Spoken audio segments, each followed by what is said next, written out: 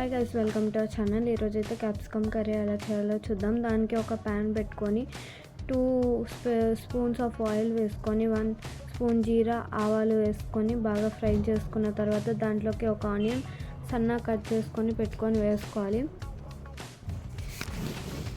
అందులో ఒక పచ్చిమిర్చి, కరివేపాకు, కొత్తిమీర వేసుకొని బాగా మగ్గనివ్వాలి. దాని నెక్స్ట్ అల్లం వెల్లుల్లి పేస్ట్, కొద్దిగా పసుపు వేసి బాగా మిక్స్ చేసుకోండి. దాని తర్వాత కట్ చేసుకున్న క్యాప్సికమ్ ముక్కలు అందులో వేసేసి ఒక 10-15 మినిట్స్ మగ్గనివ్వాలి.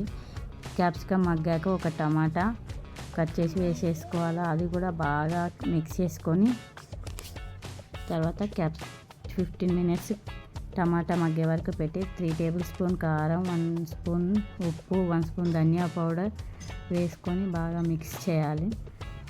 మిక్స్ చేశాక కారం మగ్గే వరకు మళ్ళీ ఒక 5 మినిట్స్ అలా ఉడకనివ్వాలి. లాస్ట్కి గార్నిష్ కోసం కొంచెం కొత్తిమీర వేసుకుంటే మన క్యాప్సికమ్ కర్రీ